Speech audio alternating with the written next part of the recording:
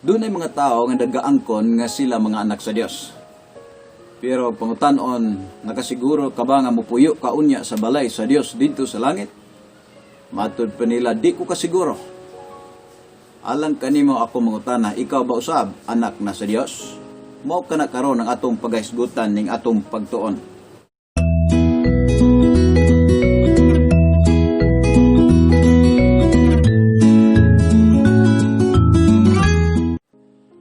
Hello, may ngadlaw na usab alang sa ato mga viewers, kini na usab inyong higala Pastor Verano, a Bible believing pastor. Doon ay mga tao nga nagaangkon nga sila mga anak sa Dios. Pero pangutan-on, nakasiguro ka ba nga mupuyo kaunya sa balay sa Dios dito sa langit? Matud pa nila, di ko kasiguro. Alang kanimo ako mangutana, ikaw ba usab anak na sa Dios? Mao ka na karon ang atong pagahisgutan ning atong pagtuon. Okay, ang atong text ni ata karon sa Galatians chapter 3 verse 26. Galatians chapter 3 verse 26. The Bible says in Galatians chapter 3 verse 26, "For ye are all the children of God by faith in Jesus Christ." Once again, Apostle Paul said, "For ye are all the children of God by faith in Jesus Christ." Kini nga sulat gi-address ni Apostle Paul ngadto sa mga believers ni Jesus Christ didto sa Galatia. Okay? Ako mong gihanyo mga listeners na tagaan ninyo nig dakong pagtagad. Be careful sa inyong pagpaminaw aron nga diha pwede mo makahatag usab sa inyong mga comments, mga pangutana og ini suggestion for the next topic nga atong pagtun-an sa sunod. Depende sa inyong mga nakatunan ug nalibgan ba hinuon sa atong pagtuon. Okay, welcome sa atong 15 to 20 minutes nga pagtuon. Okay?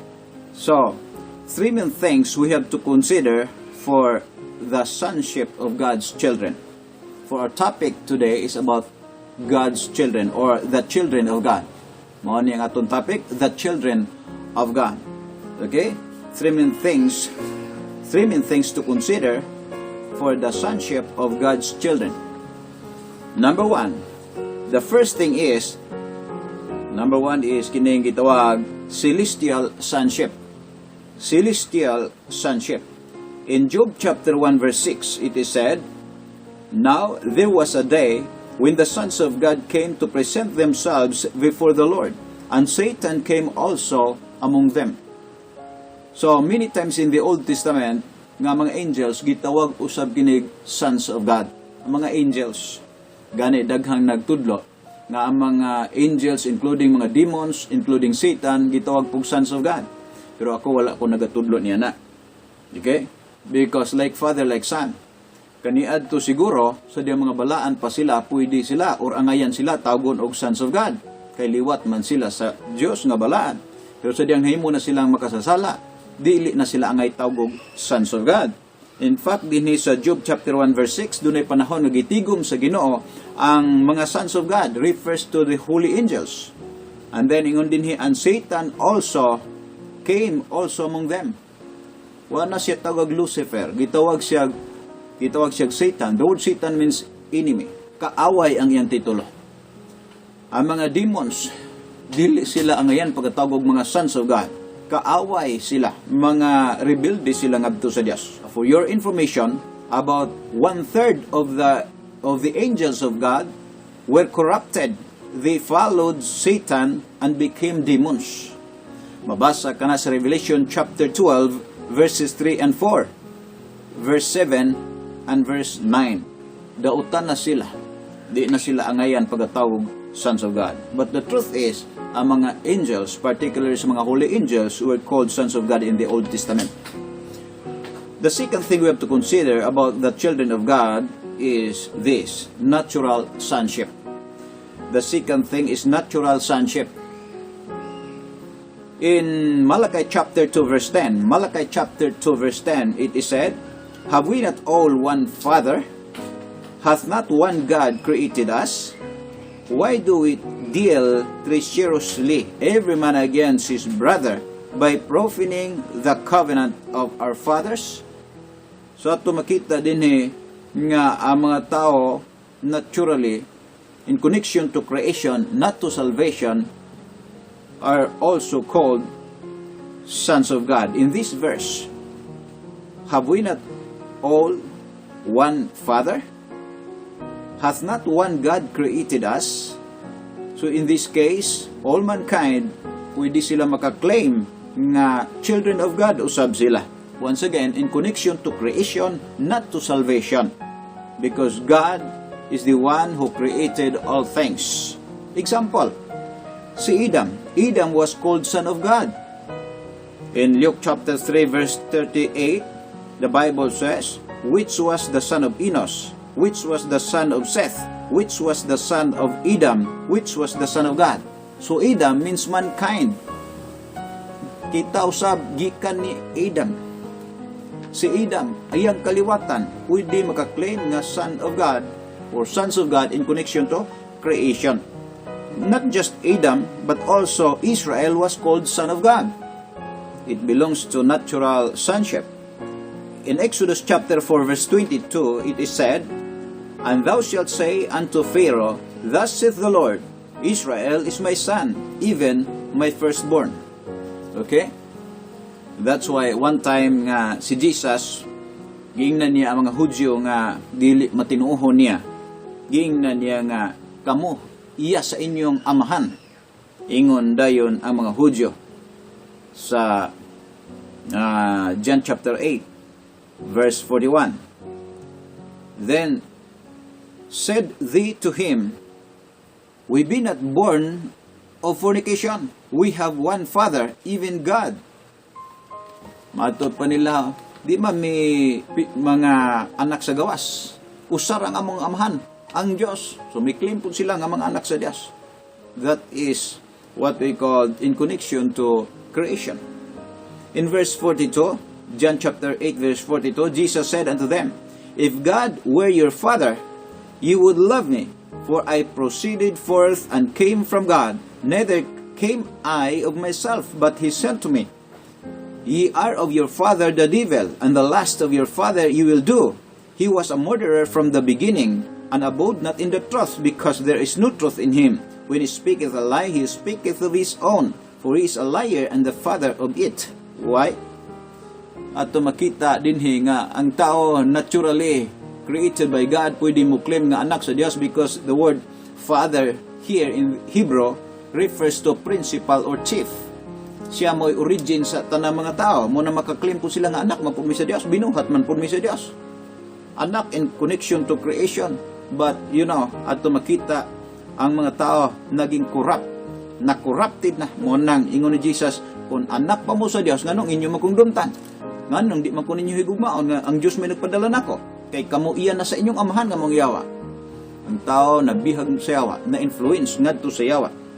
All mankind in general, mo claim, halos tanan mo claim nga mga anak mi sa Dios. In fact, in Acts chapter 17 verse 24, in Acts chapter 17 verse 24, it is said, God that made the world and all things therein, seeing that he is Lord of heaven and earth, dwelleth not in temples made with hands.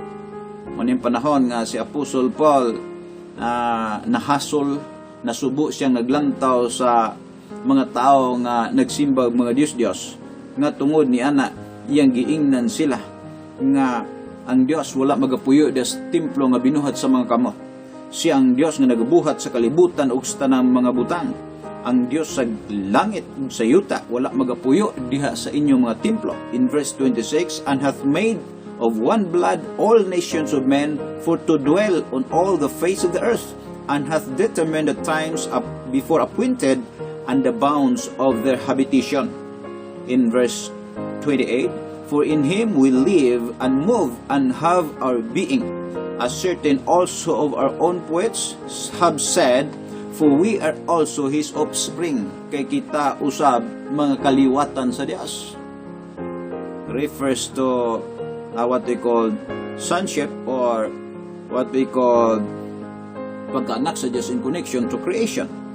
In verse 29, unsay gisulti ni Apostle Paul, for as much then as we are the offspring of God, we ought not to think that the Godhead is like unto gold or silver or stone graven by the art of man's device. And at times of this ignorance God winked at, but now commandeth all men everywhere to repent. Kaniadto, ipasagdan lang ni sa Dios nga pagka-ignorante apan karon, bisan asang dapit, gisugo sa Dios ang mga tao nga maghinulsol. Nga naman, ang mga tao na corrupted na, for Satan corrupted all mankind. Kaya nga, ang atong pagkaanak sa Dios in connection to creation na hugawa na ni, nabihag na tasayawa tanang mga tao, ingon sa nisulat, there is none righteous, not one. For all have sinned and come short of the glory of God. And the Bible says, by the offense of one, judgment came upon all men to condemnation. All mankind are already judged to condemnation. For the wages of sin is death. The word death means separation. Also hell is called second death, eternal separation from God. For the wages of sin is death, but the gift of God is eternal life through Jesus Christ our Lord. Habang may buhay, may pag-asa, there is always a solution. For the sonship of God's children, number one, celestial sonship, refers to the angels. Natural sonship refers to the relationship we had before in connection to creation. And the third one is supernatural sonship or eternal sonship. Supernatural sonship or eternal sonship. Okay? This is not by creation but by Christ's redemption. Kining supernatural sonship, eternal ni at the same time. This is what we need. Sa atong text, Galatians chapter 3 verse 26, it is said, for ye are all the children of God by faith in Jesus Christ. Akong giingon ninyo kaganina, kanyad, nasulti na nako nga, what we need is Jesus Christ. Because, ang tao nga na-corrupted na siya, mapasig-ulit lang siya ngadto sa Dios, o makabato ni ining gitawag og supernatural sonship, eternal sonship, through Jesus Christ. Kaya nga, sa atong text, Galatians chapter 3 verse 26, for ye are all the children of God by faith in Jesus Christ. All true believers of Jesus Christ were legally adopted into God's family. That is the reason why we need Jesus. Nga naman, bisan to napalayo ta sa Dios tungod sa kasalanan, pwede ta mapasiguli samtang buhi pa through Jesus Christ. Kinahanglan na kanang gihatag nga manuluwas, kinsa namatay bayad sa itong mga sala, gilubong og nabanaw sa ikatulog adlaw, kinahanglan madawat nimo siya nga imong manluluwas. Kay only by faith in Jesus Christ, ingon ang Bible, maging anak ng Diyos tayo. Itawag na siyang supernatural sonship or eternal sonship, legally adopted by faith in Jesus Christ. Matod pa sa John chapter 1 verses 12 and 13, ingon pa dito, but as many as receive Him, refers Jesus. Kanang Him, nag-refer ni Christ. To them gave He power to become the sons of God. So legally adopted into God's family by receiving Christ through faith. Which were born, not of blood, nor of the will of the flesh, nor of the will of man, but of God. Kabubuton sa Dios ng tanami dawat ni Jesus Christ, gi-adapt niya into God's family. That is supernatural sonship or eternal sonship. In fact, in Romans chapter 9 verse 8, it is said, they which are the children of the flesh, they are not the children of God, but the children of the promise are counted for the seed. Kadtong nahimong mga anak sa Dios by creation, anak pinagtawhanong pagkahimugso, karon wala na isipa nga maoy mga anak sa Dios apan kadtong mga anak through the promise, and that promise na yan is Jesus Christ. Kaya nga sa diyang mingon ang mga Hudyo, ang Diyos ang among amahan. Jesus said, kung ang Diyos pang inyong amahan, inyong takong dawaton. Kaya ako gipadalaman sa amahan nga na kaninyo. Apan kamo iya sa inyong amahan nga mong yawa. O ang mga pangibog sa inyong amahan inyong ginabuhat. Siya usa ka bakakon. Ug amahan sa bakak, wala magpabilin sa kamatuuran kay walay kamatuuran diha kaniya. Supernatural sonship is eternal because this is sealed by the Holy Spirit of God till the rapture, the redemption of our body. Rapture. pagsakgaw sa mga magtotoo bago ang tribulation period mo abot aning kalibutan na for 7 years. Bago mangyari yung Great Tribulation for 7 years, doon ay pagsakgaw sa mga magtotoo didto unya sa langit alang sa mga anak sa Dios. Because kining pagkaanak sa Dios gisilyuhan ni sa Holy Spirit o kining mong silyo hamtod kini sa panahon nga tubso ng atong body during rapture time. In Ephesians chapter 1 verse 7, it is said, "In whom we have redemption through His blood, the forgiveness of sins according to the riches of His grace." In verse 13, Ephesians 1:13, "In whom ye also trusted, after that ye heard the word of truth, the gospel of your salvation. In whom also after that ye believed, ye were sealed with the Holy Spirit of promise, which is the earnest of our inheritance until the redemption of the purchased possession unto the praise of His glory." Hangtod kanu sa ang silyo sa balang espiritu alang sa mga midawat ni Kristo, hangtod tubso ng atong lawas. Kaya nga naman ang Holy Spirit gisilyo dili na mo gawas-gawas. Once nahimo kang anak sa Dios supernaturally by faith in Christ, you are His forever, sealed by the Holy Spirit till the redemption of our body called rapture, our blessed hope, the blessed hope of all believers of Jesus Christ. In Romans chapter 8, 15 to 19 and verse 21, the Bible says, Romans chapter 8, 15 to 19, "For ye have not received the spirit of bondage again to fear, but ye have received the spirit of adoption, whereby we cry, Abba, Father. The Spirit itself beareth witness with our spirit that we are the children of God. And if children, then heirs, heirs of God, and joint heirs with Christ, if so be that we suffer with Him, that we may be also glorified together. For I reckon that the sufferings of this present time are not worthy to be compared with the glory which shall be revealed in us.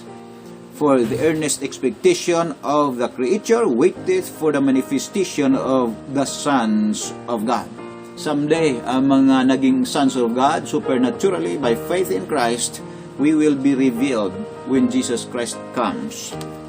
In verse 21, "Because the creature itself also shall be delivered from the bondage of corruption into the glorious liberty of the children of God." Pagkabulahan sa mga taong naging anak sa Diyos supernaturally, not by creation but by redemption. Okay? If you think you are also a child of God, my question for you is how? In what basis? Kung ikaw usab karon mo angkon nga anak sa Dios, unsay gibasihan nimo nga anak ka na sa Dios? Dunay tulo ka mga basyanan. Celestial sonship, kanang divine sonship, refers to the angels. Because you are not angel, sigurado wa kay labotan sigurado ko ana. Natural sonship, ang natural sonship tanang mga gibuhat sa Dios, pero corrupted na, ug gihukman ng mga laglag, dili to makatabang. Human nang nakorrupt, human nang gihukman malaglag, pero mayroon tayong kasabihan, habang may buhay may pag-asa. What we need is supernatural sonship. This is called eternal sonship at the same time. Mao kini ang hinungdan nga matod pa ni Jesus Christ, you must be born again. Be a child of God supernaturally. Mao ning gikinahanglan ug maay sa tawo nga samtang buhi pa makabaton ka og supernatural sonship. That is what we call at the same time eternal sonship, by receiving Jesus Christ as your Lord and personal Savior. One time Jesus said, "Except a man be born again, except a man be born into God's family, except a man be born supernaturally by faith in Jesus Christ, he cannot see nor enter into the kingdom of God." Jesus said, that which is born of the flesh is flesh, and that which is born of the Spirit is spirit. Marvel not that I said unto thee, ye must be born again. Ye must be born supernaturally by faith in Jesus Christ. Higala, my question for you, anak ka ba sa Dios? Sa unsang paagi ka na himong anak sa Dios? Unsay gibasihan? By creation? Wala na, di na mahalangit ang taong gibuhat sa Dios by creation because of corruption nga gihimo ni Satanas sa mga tao. What you need is supernatural sonship by redemption, by faith of the redemption Jesus Christ had done for you. Higala, what you need is supernatural sonship. How? Receive Christ. Tulo lang kaaro. You need these 3 R's. Number 1, recognize you are a sinner. Then, repent before God and receive the given Savior Jesus Christ. Do it right now. Okay? Buhata na sa madali. Ingna ang Ginoo karon dayon, Lord Jesus, pasayloan ning makasasala. Gusto ko makabaton og supernatural sonship. Gusto kong ma-adapt once again into God's family. Eternal sonship. Dayon nga pag-anak by faith in Christ. Kay maulan na ang paagi nga kahit paano dili na gidam maimperno. Langit na. Because that is what we call reconciliation with God by faith in Jesus Christ. Only through Christ, the Bible says, but as many as receive Him, to them give Him power to become the sons of God, even to them that believe on His name. Once again, within your heart, do it right now. Lord Jesus, forgive me a sinner. I receive You as my Lord and personal Savior. Have mercy on me, Jesus Christ. Do it right now. Lagi kung doon na mo yung mga kalibog o mga pangutana, makakomments mo anytime or makasuggest mo o kung sa'y possible topic na tusunod, pwede. Or pwede mo makapangutana bisan unsa. Basta related sa kinabuhi, sa Diyos o sa Bible o sa imong kinabuhi, atong tagaagpagtagad sa sunod. Okay? O makasubscribe sa mo aron updated na po mo sa sunod natong pagtuon. Magprita, kuha na tayo oras. Kaya mubulan niya itong oras, about 15 to 20 minutes. Let's pray. Lord Jesus, thank You so much for the supernatural sonship we have by faith. Diha kanimo nga among nag-iisang tagapagligtas. Thank You so much for the redemption You have given to us. Thank You, Lord, for everything. Thank You for our viewers. Protektahi sila, uban silang buong pamilya. Dalaygon ka, i-bless ang ilang mga kinabuhi, labaw tanan nga masabtan kining imong mga pulong. Dalaygon ka, You are great. To God be the glory. In Jesus' name I pray. Amen. Okay, salamat sa inyong pagtanaw, pagpaminaw, hinaut na sabtan niyo. God bless and bye-bye.